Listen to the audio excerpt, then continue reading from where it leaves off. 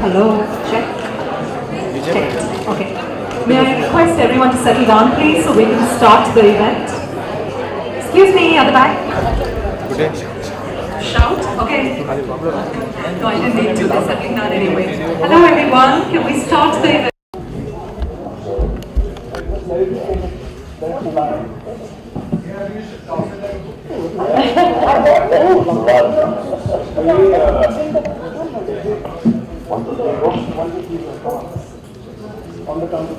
Hey, boy.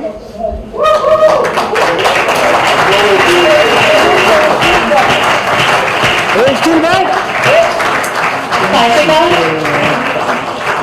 Can we have you up the Oh, still.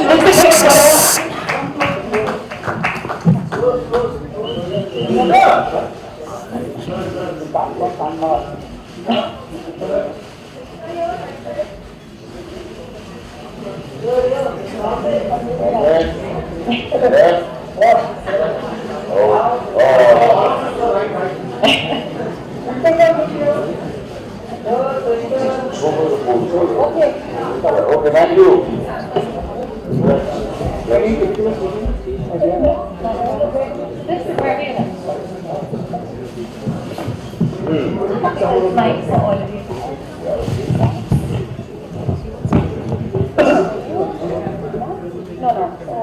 I'll guide you. We're going to start the whole thing. I'm sorry, with the author is leaving, and then Can you?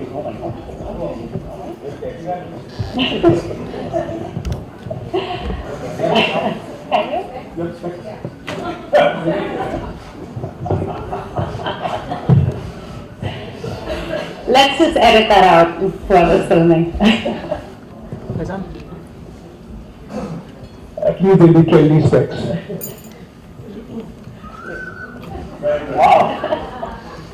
Okay, so just to kick things off, we'll have the author himself read out a passage in his own words. Outside the window, through which the comforting light of a new day gives Ferdinand the courage to face it, the village emerges from its own slumber. Unlike Ferdinand's fitful variety, this slumber is usually a deep, dreamless one. It awakes every morning, not a light of fat, overweight giant coming out of an alcohol-induced coma. A thin ground fog busts the earth, top lit by underpowered halogen street lamps, every third one lit, creating spooky spotlights of shifting shapes and shadows. Nothing seems to move at all. And then, through the changing light, as black gets its first tinge of blue, the sickly halogens go off. The village twitches then, the overweight giants, comatose neurons sparking to life. Ghostly shapes emerge from the giant's paws, and they shuffle with sleepy sullen gaze to my little watering hole, Brazos Tavern it is called. Thank you, Tino. Sandwich between Alfonso's photo shop and Oscar's laundry. The 5:30 a.m. patrons rarely make conversation, and eavesdropper would hear incoherent murmurs as I lay out a row of glasses filled with coconut fenny. Fenny? Where would Goa be without it? Where would I be without it? They come in every day, the tawny tatters, in their threadbare coats, with their cocks and balls and squirmy butts, all sacked up in brightly printed lungies, their skinny thighs shivering against the feel of the cold sickle blade. They lock that each, and then they go climb their trees. The ubiquitous Cocos nucifera with its rustling palm fronds, supplying 40 million coconuts per year all over Goa, one per family per day. They're all Hindus, they're my brothers. Every morning I wonder which of them might never come back. 40 feet above the ground is no place to have a bad day at the office.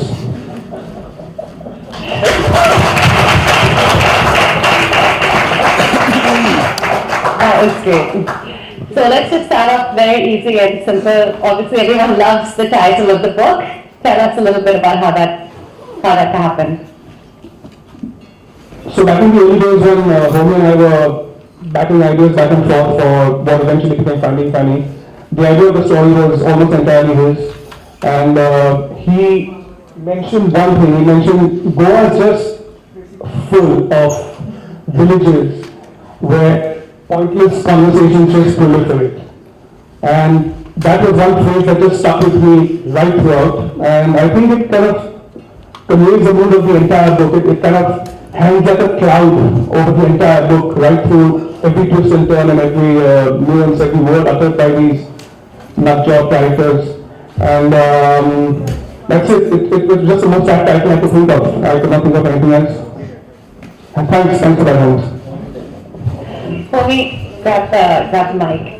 Just tell me about between the two of you. Obviously, this novel is set in Goa. It really brings Goa to life. It's beautiful to read, and it was beautiful to watch. How did Goa become a set?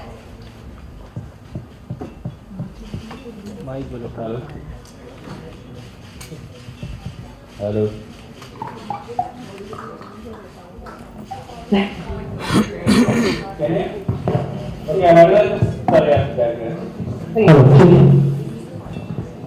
Okay. Oh, so I'm going to just digress. I sent the book to Naseer about a month ago, and he started reading it. He sent me a message saying, I haven't had so much fun reading a book for I don't know how many years, and why the fuck didn't you make this into the film? I have no answer. Question was? Goa. Why Goa?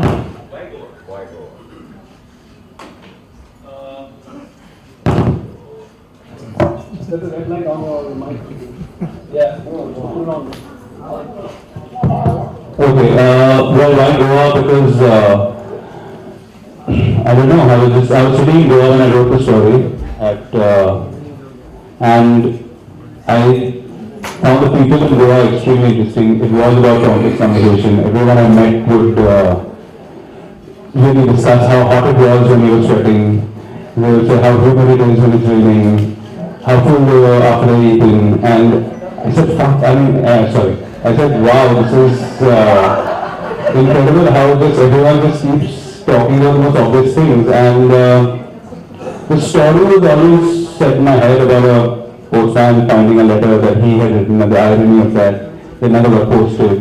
So it was always there. I tried to actually in between make it into a Hindi film and try to set it up north, but somehow the way we had written it and the way we collaborated writing it, everything got lost when I translated it. So just stuck to my guns and we put it in Goa. So Naseer obviously was a dream casting. Tell me what made you think of him. How did you approach him? How did that come to be? Well, as my friend Sami was just telling us, since I made Pink Cyrus, I've always had a vision in my head of anchoring Naseer and just plummeting him into the sea and letting him drown. That was my first vision of this movie. But no, Naseer was the obvious choice, and I remember I narrated this to Naseer a long time ago. And he couldn't do it at that time for various reasons, and I decided if I can't get him, I'm not going to make the movie. So I didn't make the movie, and I ended up making another film in between, which Naseer loves. And then when I got back to it, he was the obvious choice. Okay, so let's go back to the book really quickly before we jump into anything else. Was the book a chance to almost write what you didn't like about the movie? Was there anything that you... My God,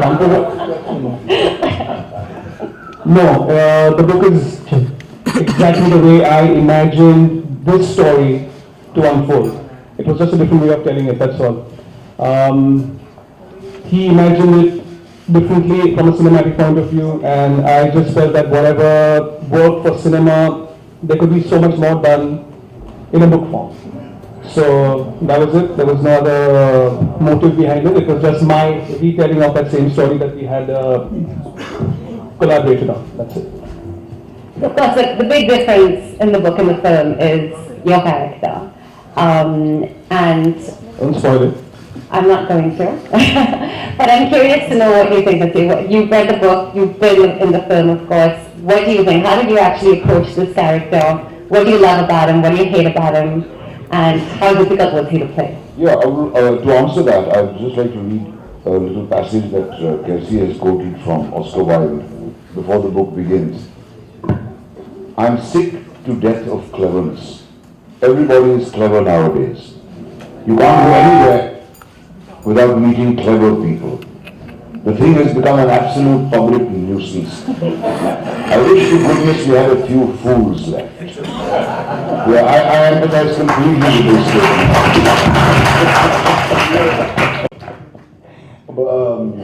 It's apart from the compliments I received for my performance, I also got some brickbats.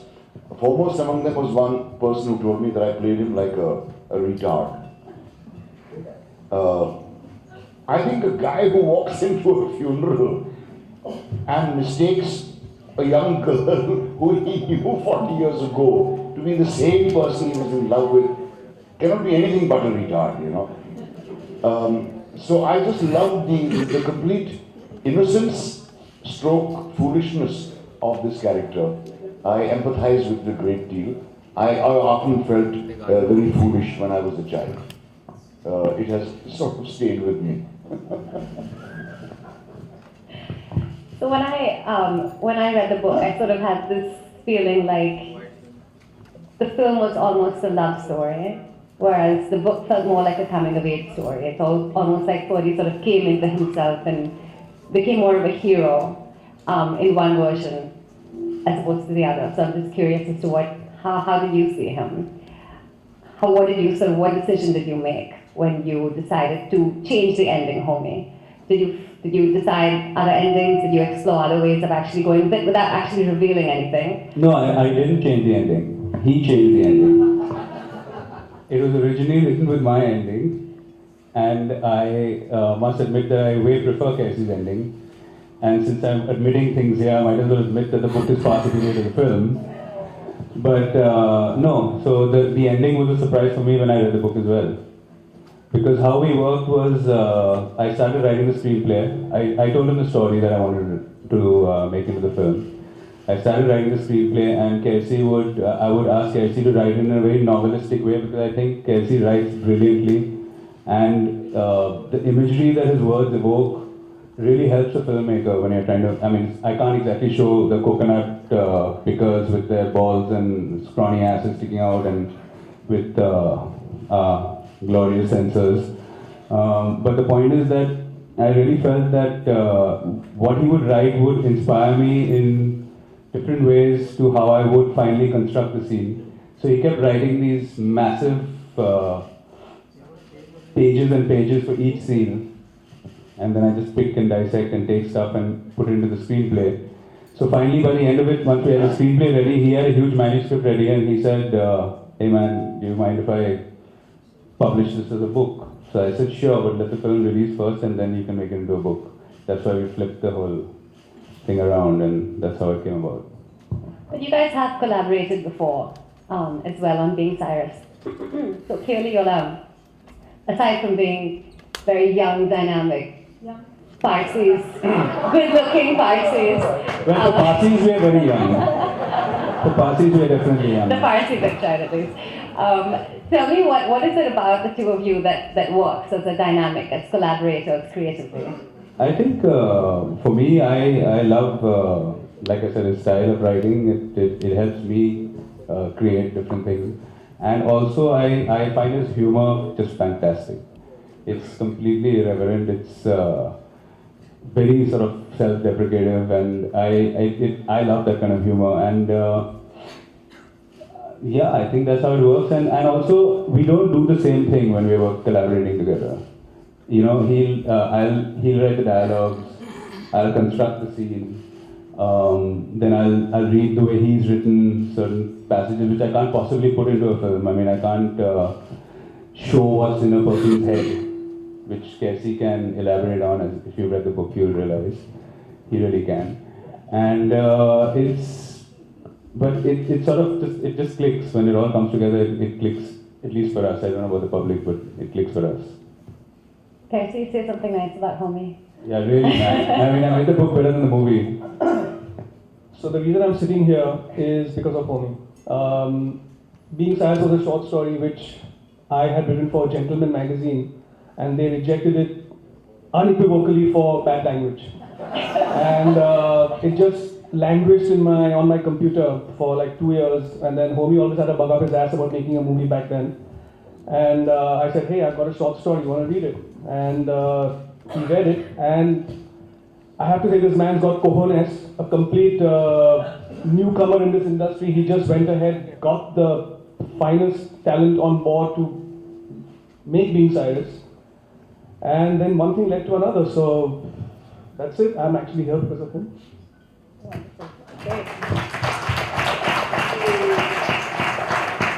Twinkle, I want to come to you next. Do you want to maybe start off by doing a little bit of a reading? First, I'd like to say that I got this copy. I didn't open it. I got it. I bought it because Kershi was too cheap to actually send me a copy. And when I got it and I read it, I messaged him. I said, this is terrible. It's terrible that after reading this, I want to rip the first 8 chapters of my next book and throw it in the bin. And he said, oh, yeah, wow, yeah. So I said, I just finished reading To Kill a Mockingbird. I didn't feel like that, and you know, your book is so amazing, I felt like that. He's like, what would you expect from a book in the 40s, Civil War, civil rights. So he accepted my compliments with an absolute lack of humility. And, I actually thought this was his 9th book, but Homie told me that this is his first. 9th book? I thought, because you know, I thought maybe you're used to people saying, oh wow, you write so well, you write so well. So having said that, the other thing is, it's a wonderful, wonderful book. He's truly gifted. Please go and get your own copy because clearly he's not going to hand out any. Also, you'd have to scrounge around a bit because Kershi claims that Crossword hides his books behind old Reader's Digest. And nowhere near coloring section. Yes, and nowhere near the best-selling Chetan Bhagat. But Kershi, I don't know if you really want to be stuck hip to hip or bum cheek to hip with Chetan, but that's really up to you. So, on that note, let me read from Book 3, Chapter 16, Rosie. She watches his sweaty receding back. Pins run up her legs and pass patterns to needles who run down. She finally takes a deep breath, purely an involuntary need to get oxygen to the brain. The air feels hot, and her lungs feel like they are doused in paraffin. Vision swimming and jaws clamped tight, she places her hands on her knees and jerks herself upright, throwing one arm out against the solid banyan for support. Her blanket falls off her shoulders and pools at her feet. She sees nature, ogling her stark, naked body. The trees, the clouds, the wheeling birds, the unseen insects in the grass, everything pinching its lips in disapproval. Humiliation is the true death. Life flashes before your eyes until there is no life left, and at the end of it, you're still alive, burning in shame's acid juices. Her mind roams the past looking for comfort. All that comes is a patchwork of hazy events, places, and people, and not one of them offers her a landing spot or a little hole she can snuggle into and forget the present. And worst of all, this single event in her life that she had sat upon, smothered all these years, as effectively as she might smother a squirming mouse under her enormous bottom, the death of Gabriel Albert Fernandez, her son. It rises. A mother's defense mechanism tricking memory cells into blurring the ghastly picture of that final dreadful moment. Taming memory's wild dog tendencies to bite and claw at her dreams all these years, it crumbles. The images rush back, etched out and clearer than they have ever been, of her getting there first, kneeling next to his body, rigid and ridiculous in that 800 rupee wedding suit, and peering into his mouth and seeing that little replica of himself that he had drunkenly tried to eat and which ate him instead. and reaching in and pulling it out, but it's too late. The gates have been shut forever.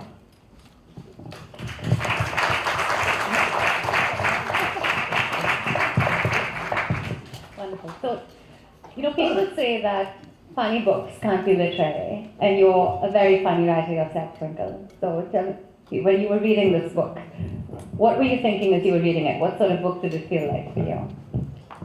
Kersh's book is very literary. There is an entire chapter about a dust particle. And it's fascinating, but the way he's written it, you want to read about this dust particle. How does it gleam? What does it do? What's it thinking? So yeah, I think funny books can be literary, and his is funny and literary.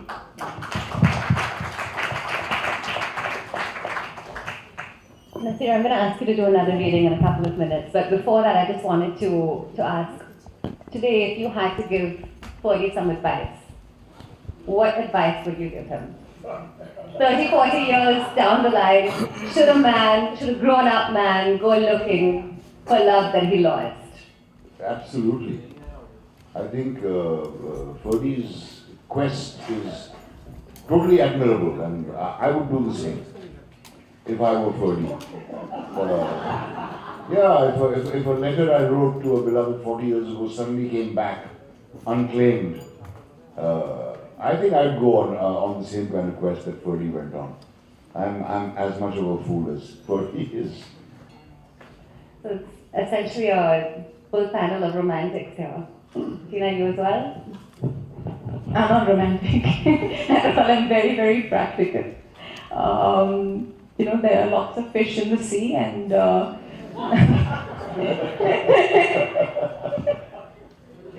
whoever gets stuck with your rod, one is as good as another.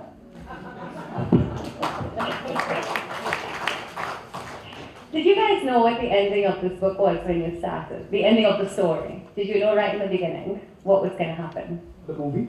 The movie, the book, either. The ending of the story, did you know what was going to happen? Yeah. Yeah. I think we had the ending. I had the whole story. Mike?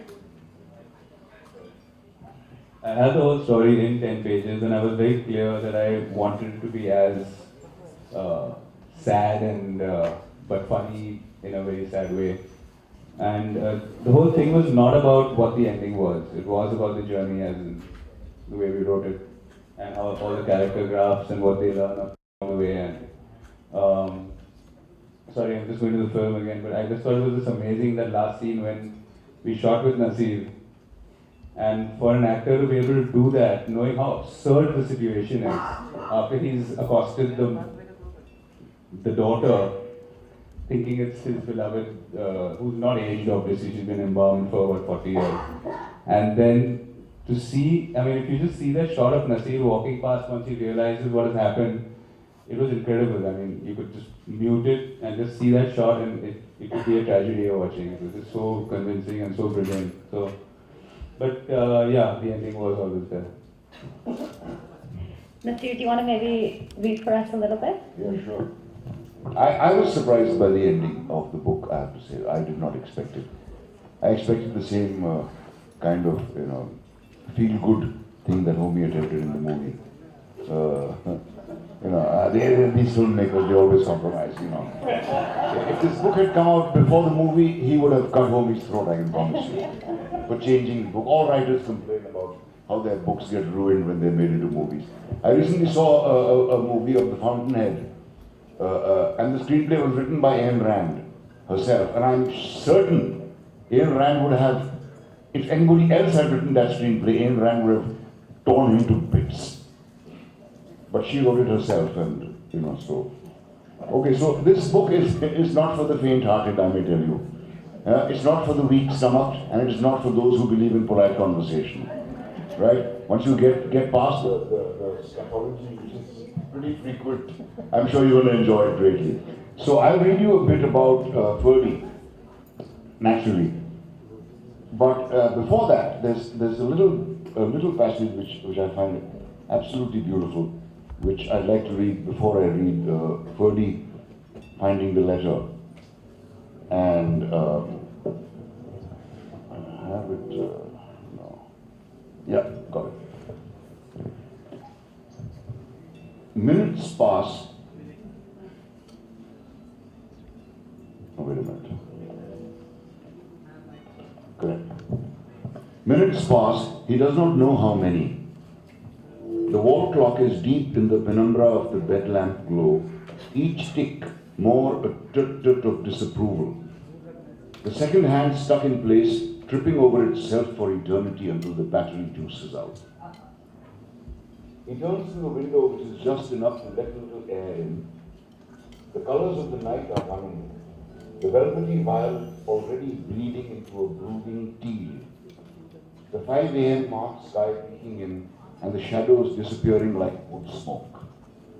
A new day is here and there is no stopping it now. Outside the window through which the comforting light of a new day gives Ferdinand the courage. Oh, you've already read this. Okay. No, I'll read the Ferdy piece because here we are. When he lights the wick, the flame flickers hungrily, sending out longer fingers of light into the gloom of his room, reaching out even beyond the halo of the Holy Family. You're supposed to light it in church in the presence of the Son of God, but this is an emergency. And the heir to the kingdom is right there anyway on his bedside table, 33 years younger, still a babe in his mother's arms, but carrying that benevolence in his innocent blue eyes. He does a recce, makes sure the pillow is in the exact center of the bed, makes sure the plastic water jar has the handle turned at precisely the right angle. Sounds like Parsi to me. And the glass of water is by his bed on the floor. All is right with the world, he tells himself with a twinge of apprehension. The flame licks the air like a dog's tongue, hungrily feeding off the oils in the wax, shooting up tall and straight into the shadows that hang like a rain cloud over the bed. He can see the basin, the kitchenette, the door to the bathroom, the dining table and chairs. He can even make out the other body parts arranged neatly on the table surface, clustered around their own kind, segregated from the others. His eyes move counterclockwise groggily, sweeping past his front door, noting that it is triple locked, and moves onto the bookshelf next to it. All of a sudden, his attention snaps back to the right. Dread monkeys up his spine like a coconut picker shinning up a palm tree. Something long and white is coming in from under the triple-locked front door. Ferdy hears short, slithery sounds as it appears larger and larger. Then, with one final shh, it glides all the way in and stops. Even as his heart does handsprings, he realizes it is only an envelope. But at this hour, he chews his lower lip. His eyelids feel heavy and his spine yearns for the embrace of the mattress, but now fear has pressed the pause button on his stupor. His brain goes through the usual computations of whether or not this can be life-threatening, as it does with all events in his life. But even at his paranoid worst, he cannot see anything sinister about an envelope.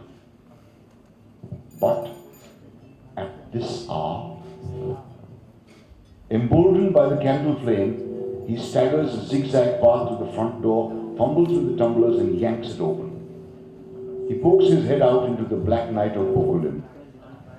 Nothing moves. Some streetlights burn with feeble glows, others stutter, crickets confer busily, rodents squeak and cower as a hunter owl shrieks out a warning. But there is nothing out there that could have pushed that envelope under the door. Except for the sound. He pulls his head back in, shuts the door and waits. He counts to 10, eyes gleaming with excitement, swaying under the unsteady effect of the restil, then pulls the door open and thrusts his head out again. He squints, cranes his neck, not quite willing to actually step out into the black night. He almost nods off in that position, leaning like a drunk against the door frame. He retracts his head like a startled tortoise, slamming the door shut and triple locking it. He quickly snatches up the envelope from the floor and scurries over to the bed into the safety corner of the holy light. For the next 10 whole minutes, serenity seems to settle over the village. The soft sounds of families tucking themselves into bed, of lights being switched off with muffled clicks, of restful sighs and duvets being pulled up and heads sinking into pillows, of murmured conversations as bodies snuggle up against each other. And then it comes. The wail that slices through the air in all directions like a cluster bomb explosion. This, people will reflect much later, is the record breaker. It raises the bar for all time on human expression of grief and distress. They just lie pinned in their beds, stunned. The wail goes on and on. It arcs through the Pokulim sky, going in and out through open windows or any crack in the masonry that it can find, chilling bloods and firing imaginations. Joao's wife Jacinta huddles closer to him, her face white as a sheet, and wonders aloud, "Eh, Saiva, how long is his breath?" The arc of sound seems to hit a peak of sorts and then begins to subside. The villagers wait, light-headed from holding their breath. Down, down the sound goes, and then, as if affecting a bumpy landing, breaks up into a series of coughs and gurgles. Then there is a long silence. "He stopped," whispers Jacinta.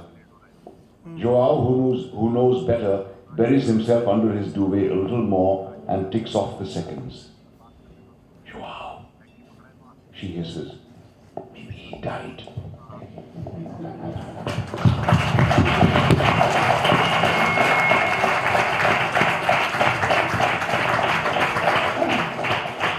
That was fantastic.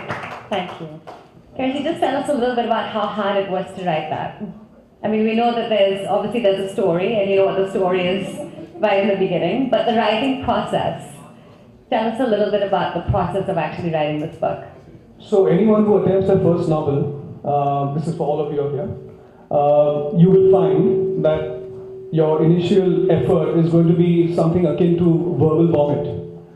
And it's just going to spew out of your brain, and you will eventually end up with something this thick. And that might take you, whatever. It took me 9 months to actually get it out. And if it had to be published, it would be thicker than the Encyclopedia Britannica. And then it took me 2 more years to actually sift through all that rubbish and get some coherent story out of it. So the writing part was immensely enjoyable because I just love throwing words out.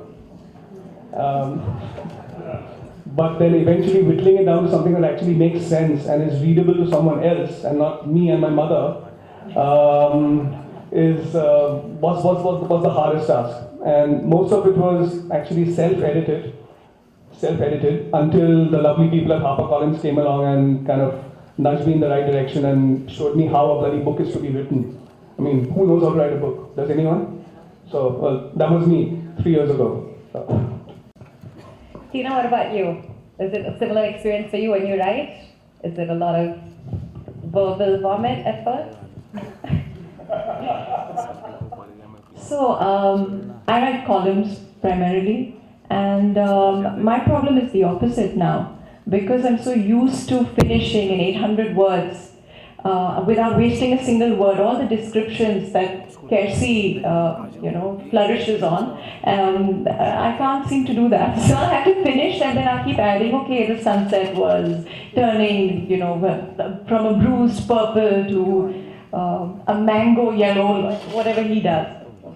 But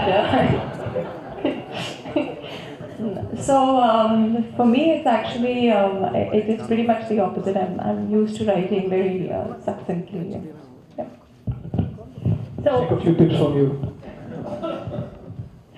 So Kersi, what is next? What's the book that's going to happen next, or what's the film that's going to happen next, or what's the collaboration that's going to happen? Collaboration, I don't know. Inshallah, we'll see. There's a second book out. It's about a third of the way through.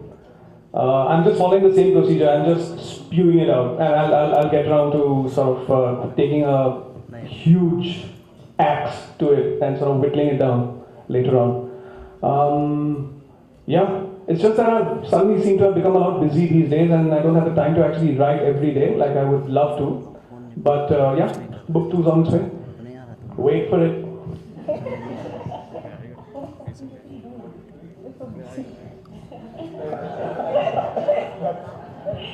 That's definitely a pointless conversation. Anyway, I'm going to cut it short because we're out of time. Can we have one last reading maybe before we put an end to The this? consensus is it should end with you, Naseer. Whatever. I found the last bit extremely moving, and I would like to read that. I asked Kelsey if I should, and he said, I don't know because you're giving it away. But the fact is, it's not a murder mystery. I don't think we'll be giving anything away. But it's really, I was very, very moved by this bit. Rosie took care of everything. I tell them, made sure everyone came for the funeral. I think she went around to every house and yanked them out. She looks a bit hollow these days, like that enormous volume of flesh is slowly evaporating inside her. Her skin is flopping around the empty space. She cried the most. Her eyes were hot springs that continually gushed. Her mouth forming a miserable little O. And when she looked up to the heavens, as though checking out Ferdy's next stop, she looked like a fat seal about to twirl a ball on her nose. Savio and Angie, they are still around, still fucking. Rosie doesn't know or doesn't care. Someday they'll marry, have kids, grow old, die. No big deal. I'm thinking of inventing a cocktail, I tell them, and naming it after Ferdy, calling it Ferdinand's Fling. Kind of sounds like Singapore's sling, no? It's not going to be anything classy, just some coconut feni with 7-Up and mint and lemongrass and lime. Keep it simple yet strong, a bit like Ferdy was in his last days. In the middle of all the nudes, Tracy says, there was one portrait of a man, a thin, long face. That one, it fetched the most. Really? I say, giving them a hint. Story's over, you can now fuck off, pardon the French. Go back to your guest house, hotel, whatever. She says, critics say it was the most expressive, intense portrait seen this entire century or the last. No two views were ever the same. Some saw the most elegant despair, bleakness. Others saw madness. Some likened it to a war victim photo, a man who had watched his entire family massacred. Others said it was a mass murderer looking slyly repentant. It fetched £468,000, she says. The fat nudes, they were the sideshow, said some critics, as if he was saving up his mojo for this masterpiece, she says. Rumor has it he did a whole series of them, maybe 5 or 6, but no one knows where they are. If they are found, they will be priceless. After he dies, even more. The man in the portrait, she says, looks like that man up there. She points to my wall. Looks like that painting. They leave. I clean up. Who would have thought? I muse. Ferdy and his daft love story. New leathery skin and fresh mojo notwithstanding, still Ferdinand. Invisible in a crowd of one. Insignificant as an appendix. Useless as a wet dick. Boring as a nun's dream. Irony, I tell myself, I will probably never sell that painting. But I may sell the others if I can get them back. I gave 2 to Angie, 1 to Rosie. The 2 Angie has, One of them is of a man shuffling down a road, bent over with defeat, yet going on. The other, a thin, tall man staring into the coffin of an enormous lady. They give me goose flesh every time I look at them. The look and expression on that man's face. Experts will join the dots, say it's the same guy, the one that went for how much? Alive, worth 468,000 pounds. Dead, 3 times that. Bloody hell. I should have such choices for everything in my life. Rosie has made hers into a shrine. Candles and incense and fresh flowers every day. The most expensive shrine in the world. Not from the candle giving it that old, gritty feel over the years. Of an old man. Of an old man singing in a choir. His face etched with lines of devotion and bliss, staring up into some golden halo, light into the high recesses of the church. All I told Don Pedro was, no nudes, so he gave me the others. I can easily wait for the fucker to die if I'm greedy. He won't last long in retirement. Guys like him, they're like great whales, great whites, need to keep moving, otherwise they die. Water stops moving past their gills, they die. But waiting might be a folly now. I must try and get the other paintings back somehow before the girl, what's her name? Tracy, before she goes back and shows her art teachers the photo. The photo of the portrait on the wall. Before the collectors and gallery owners and art thieves from all over the world descend upon my little village, sniffing around houses, pulling stuff off walls, tearing down shrines.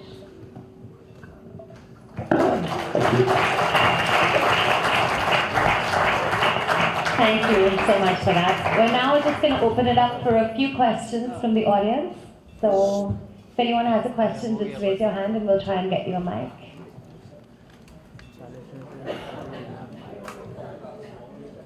Yes. Yeah. Hello. Please go ahead. My question to writer is, normally it is observed and noticed that when writer doesn't write for the film, he is not considered to be a writer. What do you have to say? So could you please repeat the question? If a writer doesn't write for a movie, so he is not being considered as a good writer. And what is the difference between writer, those who write for the films or... Kathy, why don't you... Well, a writer is a writer actually. Whatever he writes, he could be writing travel articles, he could be writing opinion pieces, he could be writing a novel, he could be writing a screenplay, he could be writing poetry. I think a writer is just a writer. It's just a different genre that he or she experiments with, and that is what separates them. Sometimes the lines are blurred. Prose writers write poetry, screenplay, travel articles. I don't write poetry, but I do the others.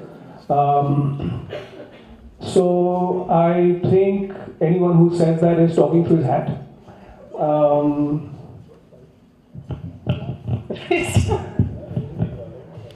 And what about the young generation? It is going away from the... What is the reason? I think there's more money in film, sir. There's a lot more money in film, so a lot of people are going towards film. Nobody has the time to read books anymore.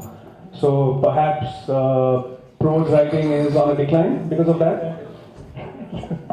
And I think it's the lure of money which is making young kids go for movie writing these days. And that establishes them as writers as well. You know, so it's a choice that they make. Do you blame internet also? People get I think information. maybe we should have questions from some other guests as well. Does anyone else have any questions? Yeah, hi Twinkle, this is Sonia here. Twinkle, we have seen a lot of movies have been adapted from books, and you have written Mrs. Funnybones, which is a story of a life of a daily life of a woman. Would you like your book to be adapted in a film someday? I think it would be a sort of tragic comedy. My mother-in-law will commit suicide because I've depicted her as this sort of crazy old bat. So yeah, I don't think they'll ever make a movie of that.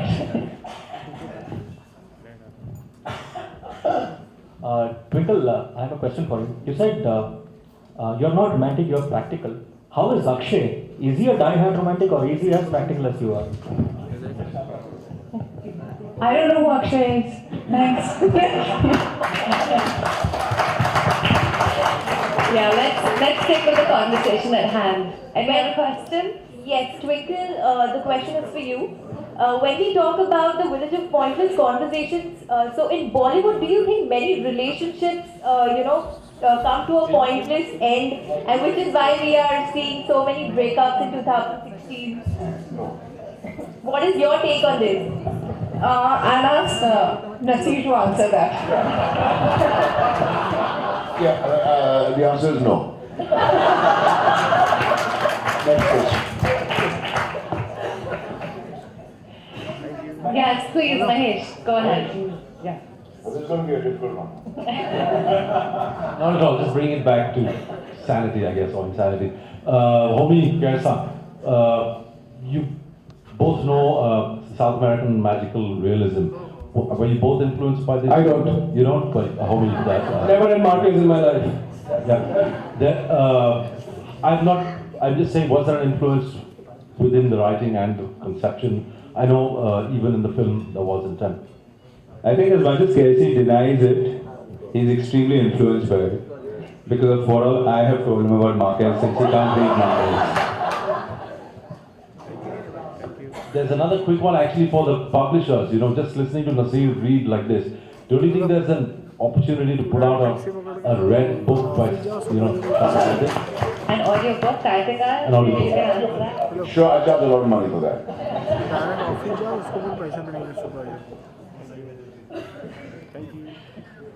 Any other questions? Hello. Yeah, Mr. Kersey, my compliments to you for bringing out the Goan culture in its authenticity. I just want you to share, I want you to share with us that how is it that you are so diligently conversant with the Goan culture? Like, you use the, the nuances like Saiba and stuff like that. He does drugs regularly.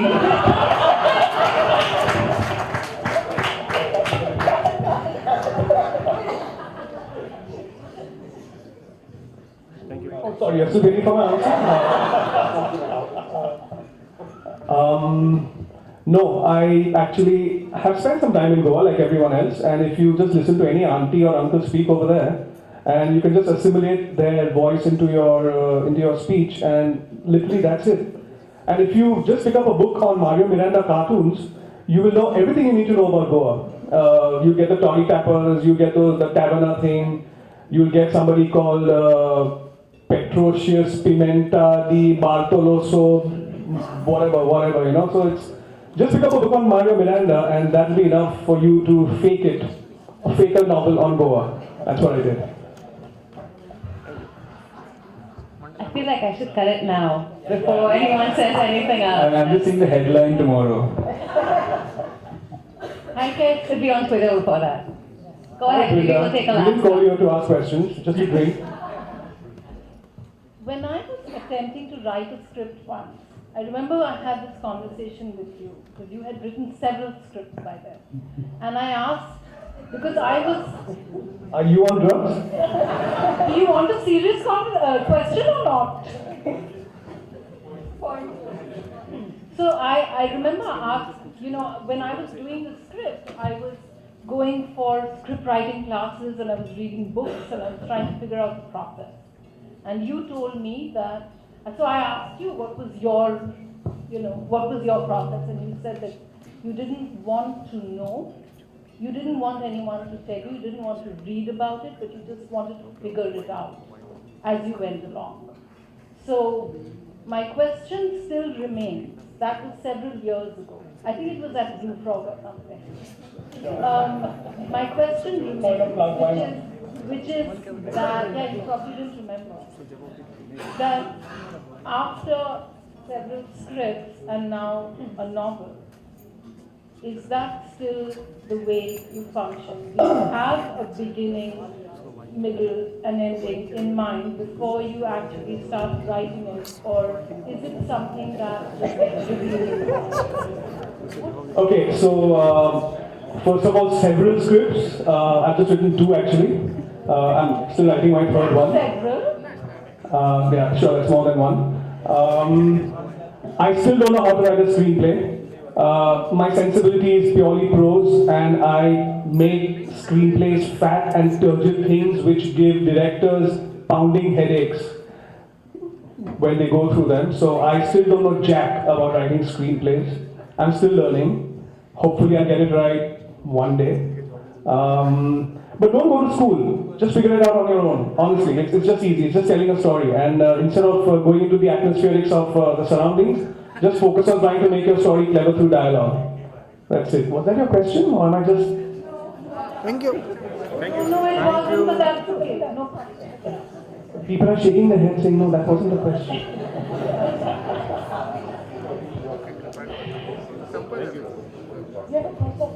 I don't have a process now, Brindy.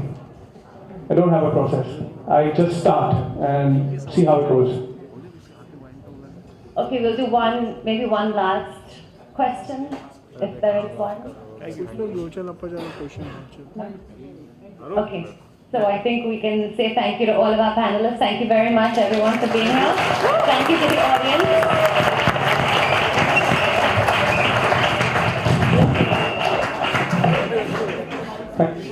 Thank you, Naseer, for coming and making this. चलो अभी bite करने का 1 to 1 चलो 1 to 1 आज किसका भी नहीं सबको 1 to 1 मिलेगा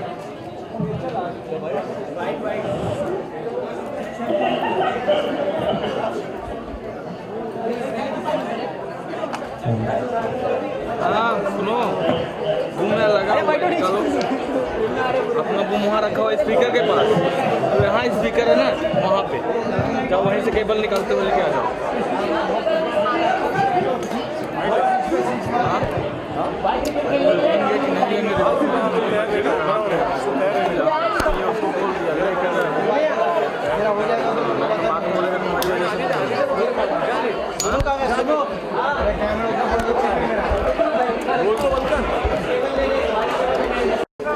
अबे अजय तू ऐसा बोलता साइड में मैं नहीं काम करूँगा मैं नहीं काम करूँगा लेट आया तो कोई काम मेरे को हिलाएगा आज में पकड़े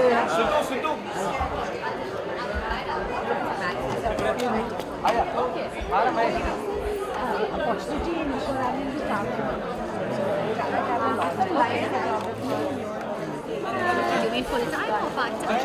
Full time or part time? Please पीछे हो जाइए Full time at the moment. It's not even part time. This is some freelance basis. It's an idea of like. आगे मत आओ चलो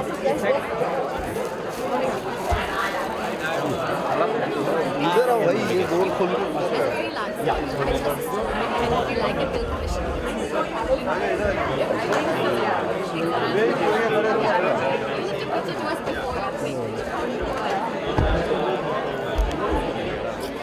Yeah, so this is the one. I gave one to my husband, one to you.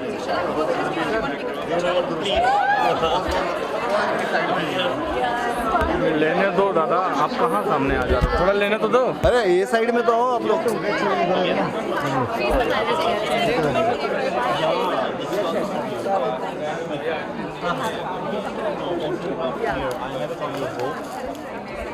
आगे मत आना अरे यार तू कैमरे में आ रहा है यार उधर कहाँ जाएगा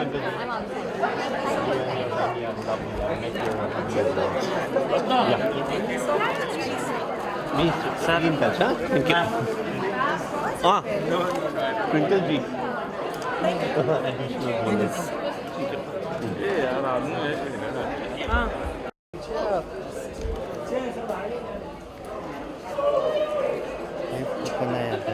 और फोन कर बस करो यार